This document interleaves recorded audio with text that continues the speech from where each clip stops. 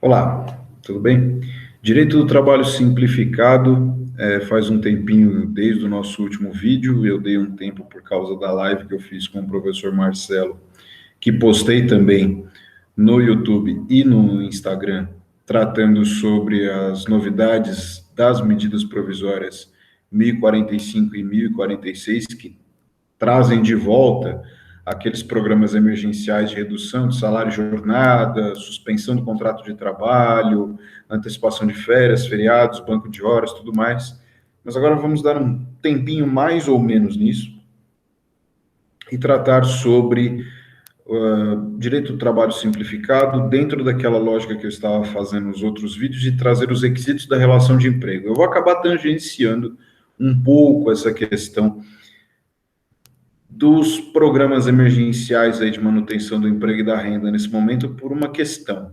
Nós vamos falar nesse vídeo, seguindo, né, naqueles requisitos da relação de emprego, do requisito da onerosidade. Né? Na playlist do Direito do Trabalho Simplificado já temos outros dois vídeos, um falando sobre subordinação jurídica e outro falando sobre habitualidade. E aqui eu gostaria de falar sobre onerosidade. Bom, a CLT deixa claro que o empregado é aquele que trabalha sob a dependência do empregador, acatando ordens do empregador com trabalho pessoal, habitual e mediante contraprestação, oneroso.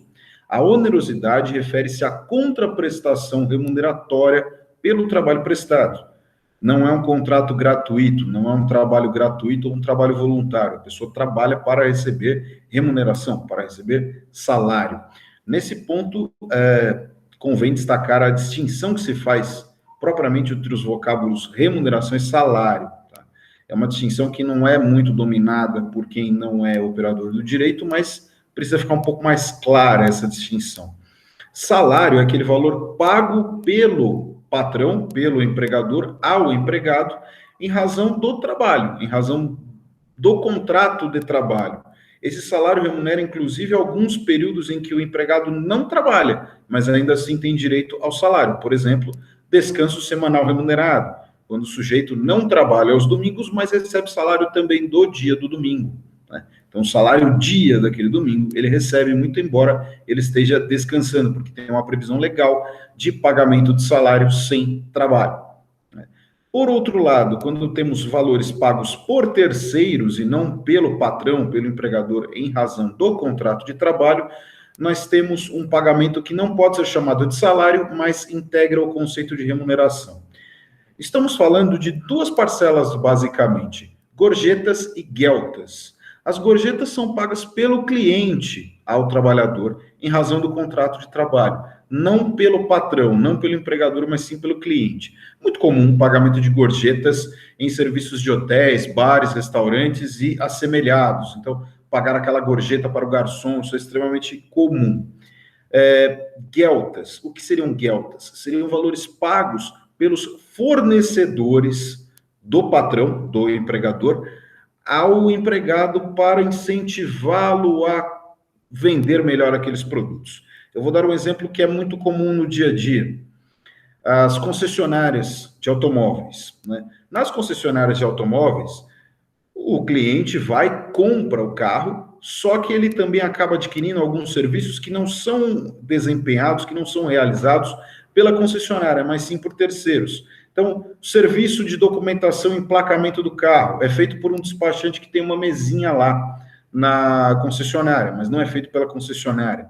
Então, serviço de colocação de som, insufilme, cristalização, pintura do carro, um serviço diferenciado, são serviços que são prestados por terceirizados, por outras empresas que estão lá trabalhando, têm mesas próprias lá e prestam aqueles serviços de colocação de acessórios, de terceirizados e assim por diante, né? De outros apetrechos no carro. O vendedor da concessionária, ele é empregado da concessionária, não é empregado do despachante, nem empregado dessa empresa que faz a pintura cristalizada, nem empregado da empresa que vende os acessórios. Porém, ele se esforça durante a venda para fazer com que o cliente feche tudo ali. Contrate a documentação e emplacamento do carro ali, contrate os acessórios, a cristalização da pintura, tudo ali naquele espaço. Por quê? Porque aqueles terceiros, aquelas empresas fornecedoras, pagam valores diretamente ao trabalhador da concessionária para incentivá-lo a fazer aquela venda. Então, aquele sujeito da concessionária, o trabalhador, ele recebe também valores por aquelas vendas. Não do seu patrão, da concessionária, mas sim de terceiros, daqueles terceiros que desempenham aquelas atividades. Esses valores são chamados de geltas e também não integram o conceito de salário, seriam remuneração. Quanto às facetas, digamos, ou elementos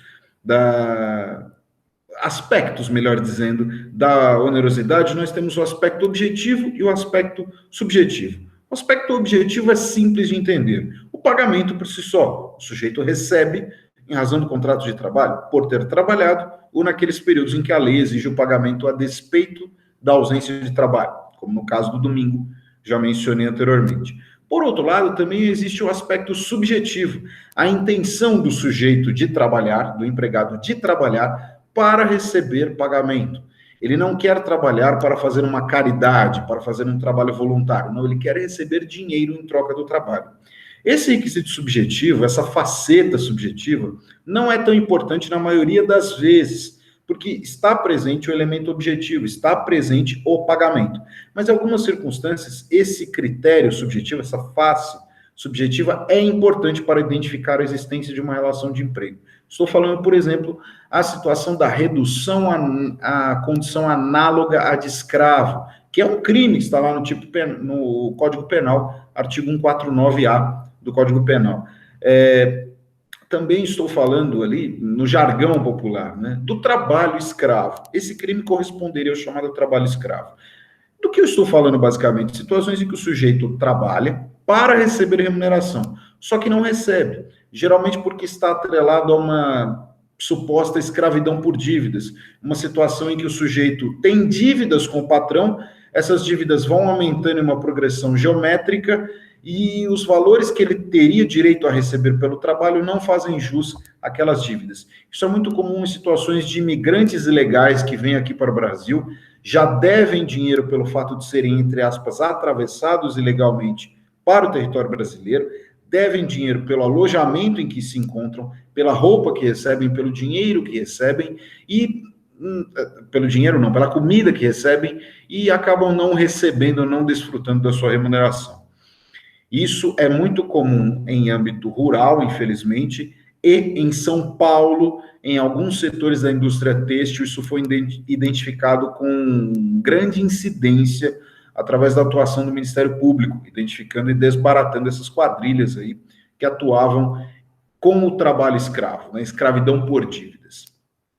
O outro aspecto que eu devo destacar em relação à remuneração, em relação à onerosidade propriamente, refere-se à natureza da parcela que é paga. Eu já expliquei que existem parcelas que são pagas remuneratoriamente pelo patrão, seriam salário, e parcelas pagas por terceiros, seriam gorjetas ou geltas, e entrariam no conceito global de remuneração. Só que existem valores que são pagos ao empregado que não são pagos para remunerar o trabalho, que não são pagos a título de contraprestação pelo trabalho. São parcelas chamadas indenizatórias. São parcelas, muitas vezes, que são instrumentais para o trabalho. O sujeito precisa receber aquele pagamento para custear uma despesa em razão do trabalho. E aqui eu estou falando da clássica dicotomia que existe entre pagamento pelo trabalho e pagamento para o trabalho. Quando eu estou falando de pagamento pelo trabalho, estou falando do pagamento, sim, de remuneração. Há um pagamento de remuneração pelo simples fato do contrato de trabalho, da prestação de serviços. Por outro lado, e esse pagamento pelo trabalho seria salário ou remuneração, a depender do pagamento pelo próprio patrão ou de terceiros. Por outro lado, existem pagamentos que são feitos para fazer frente a despesas que o próprio empregado vai ter na prestação de serviços. Neste caso, nós estamos falando de pagamento para o trabalho. Se no primeiro caso, o exemplo que avulta o pagamento pelo trabalho é o pagamento do salário, no segundo caso, nós poderíamos exemplificar o custeio de despesas de pedágio, por exemplo, para motoristas transportadores de carga, empregados. Algum pagamento de uma ajuda de custo para fazer frente a estas despesas de pedágio.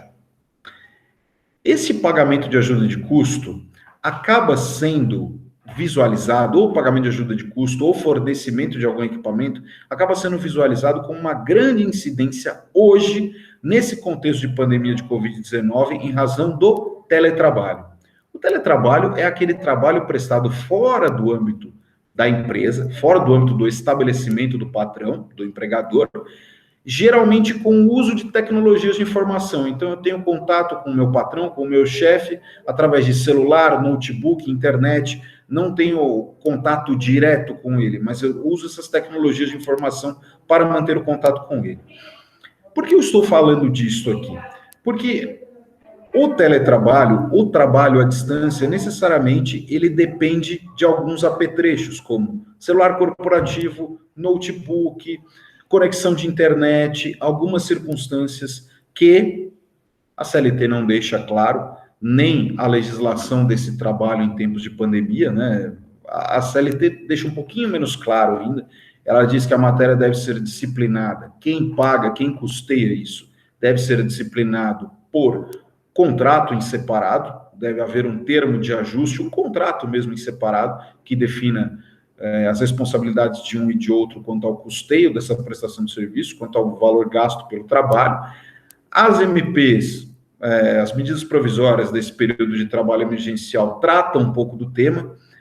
A antiga medida provisória 927, que praticamente foi ressuscitada hoje com a medida provisória 1046, trata desse ponto, exige inclusive fornecimento de equipamentos para o empregado através de empréstimo gratuito, que é o chamado comodato. Então, se eu preciso que o sujeito trabalhe em home office, eu tenho que emprestar gratuitamente celular corporativo ou notebook para o indivíduo, mas não trata de algumas despesas que são atreladas a essa circunstância, como, por exemplo, conta de luz, conta de água, ou mesmo franquia de internet, né? Porque o sujeito precisa da internet para trabalhar. A rigor, se o indivíduo é empregado, as despesas do trabalho correm por conta do patrão, do empregador, porque quem retira a lucratividade é o empregador. Se ele retira a lucratividade, ele também arca com as despesas atreladas a esta prestação de serviços. É isso que diz o artigo 2º da CLT, né? Os riscos correm por conta do empregador. O empregador assume os riscos da atividade econômica. Então, despesas com a prestação de serviços ficam por conta do empregador, inclusive quanto a custo de internet, de luz e assim por diante. Neste caso, se o empregado demonstra que o custo de luz, o custo de energia elétrica ou o custo de alguma despesa de internet foi majorado, aumentou em razão do teletrabalho, do trabalho em sua casa, pode sim exigir judicialmente pagamento de uma indenização a título de ajuda de custo, pagamento para o trabalho, portanto, de natureza não remuneratória, pelo empregador ao empregado, porque esses custos deveriam ser arcados pelo empregador. Em apertada síntese, era isso que eu tinha para dizer no vídeo de hoje. Muito obrigado e até o próximo vídeo.